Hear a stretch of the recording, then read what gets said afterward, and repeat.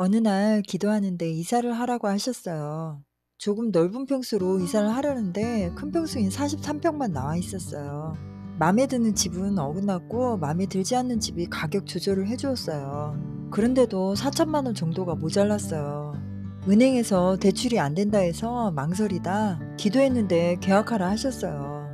돈이 모자라서 안 된다고 하니까 지금 이사하지 않으면 영원히 이사 못한다 하셔서 계약을 했어요. 그런데 은행에서 기존 대출금을 상환 재계약하는 방식으로 5천만 원을 더 대출해 주겠다고 연락이 왔어요. 그래서 집을 계약했어요. 이미 인테리어가 되어 있는 데다 전 주인이 일찍 짐을 빼주어서 모자란 부분들을 직접 수리하고 들어갈 수 있었어요. 인테리어 매장을 운영 중이었는데 경기가 안 좋아 인테리어 계약이 많이 없어 현찰이 돌지 않았는데 계약하고 인테리어 계약까지 되어 그 돈으로 수리하고 깨끗한 집에 들어갈 수 있었어요. 그러나 이사하고도 경기가 좋지 않아 적자를 면하기 힘들었어요. 심지어 한 달 가까이 손님이 오지 않았어요.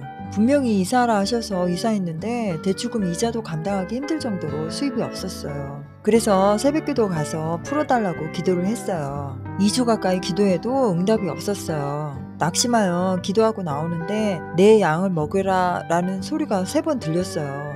무슨 뜻인지 몰라서 물었지만 대답이 없었어요. 눈이 많이 오던 어느 날 정수기 필터를 교체하러 정수기 직원이 왔어요.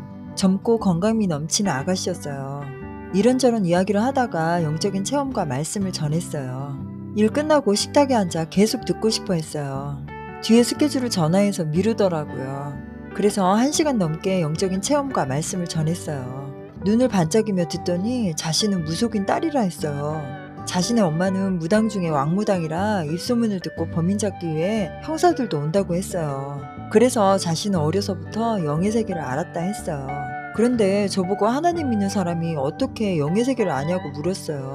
하나님이 영이시니까 영의 세계를 잘 안다 했어요. 그러자 자신이 만난 기독교인들은 영의 세계를 전혀 모르고 예수님 믿으면 천국 가고 아니면 지옥 간다고만 했다며 왜 그렇게 다르냐고 했어요. 그래서 영이 열린 사람이 있고 영이 닫힌 사람이 있으며 영도 육처럼 성장 단계인 성화의 과정이 있는데 성장되지 않는 경우 영의 세계를 알 수 없다고 했어요. 개신교 초기에 높은 자리를 차지하기 위해 영적인 척하는 가짜들로 인해 교회가 어지럽다 보니 진짜 영적인 사람들마저 교회에서 배척돼서 만나기 힘들다고 했어요. 그러자 자신은 땅의 영들은 잘 아는데 하늘의 영이신 하나님은 모르니 알고 싶다 했어요. 그래서 교회에 나오라 했어요.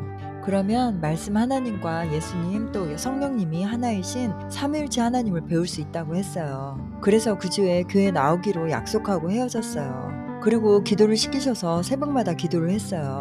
주일이 되자 전화를 받지 않았어요. 다음날 전화하니 남자친구하고 싸워서 헤어지는 바람에 못 왔다 했어요. 두 번째 주에도 오지 않고 전화도 받지 않았어요. 다음날 전화하니 많이 아파서 병원에 실려갔다 했어요. 세 번째 주에도 오지 않고 전화도 받지 않았어요. 다음날 전화하니 계단을 내려오다 다리를 삐어서 갈 수 없었다 했어요.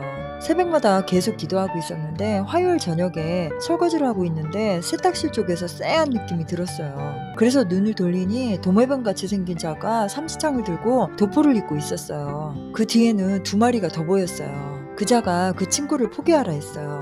겁은 났지만 하나님 빽 믿고 하나님이 포기하지 않은 사람을 사람이 어떻게 포기하냐고 반박했어요. 그러자 죽을 수도 있다고 협박하고 사라졌어요. 수요일 새벽 기도를 마치고 아파트 단지 사이에 넓은 도로를 건너는데 도로 중앙에서 뒤에서 세게 미는 느낌을 받았고 앞으로 그대로 엎어졌어요. 얼굴을 갈아붙여서 피범벅이 되었어요. 정신 차리고 일어나 집에 왔는데 눈 밑과 코 윗부분, 입술까지 터졌고 퉁퉁 부었어요. 그날 전도부 모임이 있는 날인데 갈 수 없어서 전화해서 상황을 이야기하고 영적 전쟁이 심하다고 기도를 부탁드렸어요. 중보기도가 상달되었는지 붓기도 금방 빠지고 상처 부위도 빨리 회복되었어요. 넷째 주에 그 친구가 다리를 절룩거리며 교회에 왔어요. 방언으로 계속 기도를 시키셔서 계속 기도했는데 찬양할 때부터 눈물을 계속 흘렸고 예배 끝날 때까지 눈물을 흘렸어요. 그래서 왜 그렇게 우느냐고 묻자 사실은 교회에 가고 싶어서 간 적이 있었는데 마당만 밟으며 온몸이 아파서 갈 수 없었다 했어요.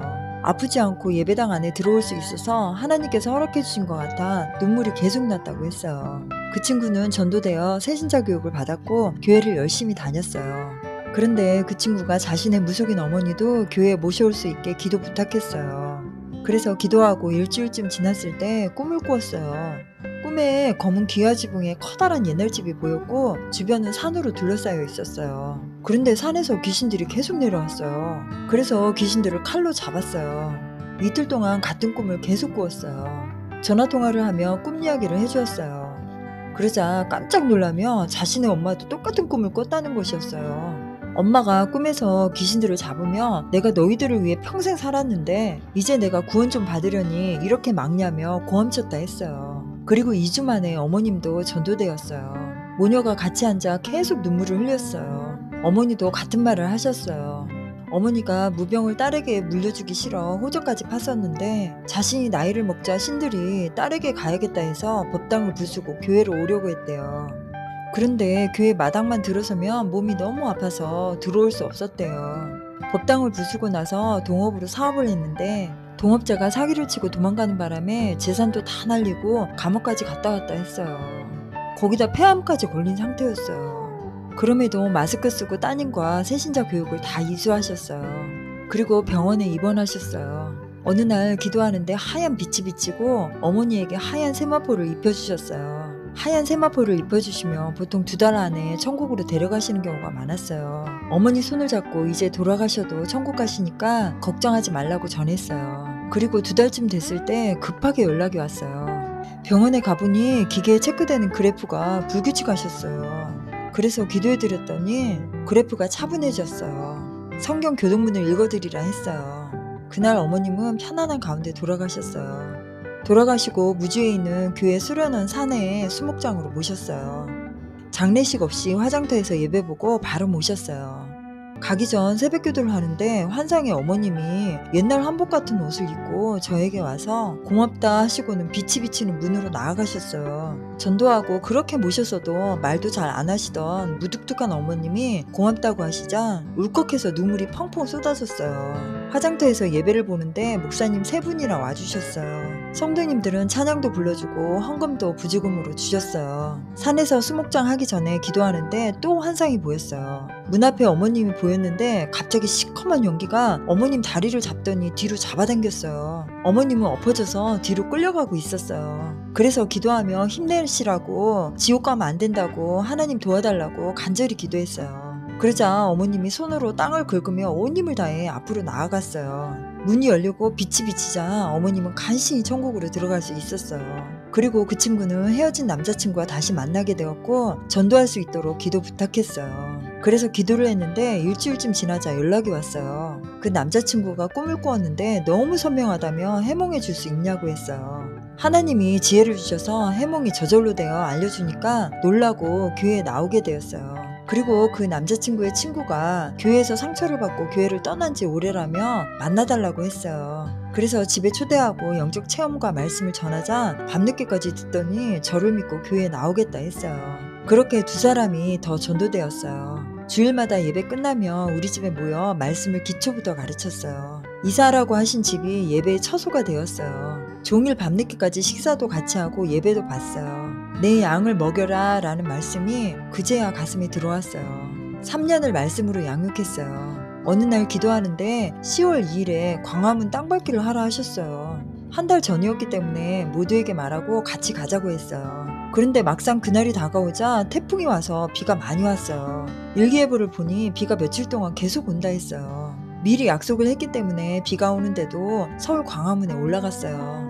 3년 새에 전도한 친구는 남자친구와 결혼해 갓난아기가 있었고 아기 때문에 그 친구 시어머니도 같이 가셨어요. 기도부터 하는데 서울시청 광장도 돌라 해서 그것도 7바퀴를 돌고 광화문도 7바퀴를 돌았어요. 청와대는 막혀 있어서 일부만 돌았어요. 그렇게 땅밟기를 하자 환상에 그곳에 생수의 강이 흐르더니 꽃들이 피고 열매가 맺히고 팅커벨 같은 천사들이 열매 맺힌 나무에 앉아 연주를 했어요. 마치 에덴 동산 같았어요. 마지막 7바퀴를 돌 때 미카엘 군대 천사들이 내려와 그 땅을 지키는 거였어요. 너무 놀랍고 신기했어요. 그런데 그 친구의 남자친구의 친구가 다리가 꺾였어요. 너무 무리해서 걸었기 때문이었어요. 다행히 다리가 제자리로 돌아와서 한숨 돌렸어요. 다들 발에 물집이 잡히고 힘들었지만 순종했다는 뿌듯함이 있었어요. 7바퀴를 기도하면서 도는데 신기하게 몇 번이나 마주치는 분들이 있었어요. 그분들도 중얼거리며 걷고 있었어요. 저희처럼 계시받고 땅밟기를 하는 것 같았어요. 다 마치고 집에 오는데 캄캄했어요.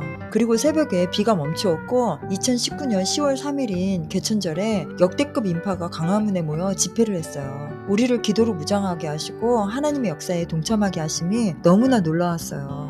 그 이후 전국 땅밟기를 시키셔서 계속 다녔고 지금은 서울로 이사해 산밟기도 하고 있어요. 기도하고 7바퀴 돌면 생수의 강이 흐르고 그 땅을 천사들이 지킴을 보게 되었어요. 그래서 기도와 땅밟기가 얼마나 중요함을 알게 되었어요. 우리의 기도와 걸음을 통해서 이 땅에 역사하시는 하나님을 체험하게 되었으니까요. 하나님은 우리를 준비하게 하시고 깨우고 양육하셔서 사용하시는 역사의 주관자이심을 실감하게 되었어요. 세상의 온 땅에 기도자의 걸음을 통해 생수의 강이 흘러 축복의 땅이 되길 기원해 봅니다. 긴 이야기 들어주심 감사합니다. 구독, 좋아요는 사랑입니다. 감사하고 축복합니다.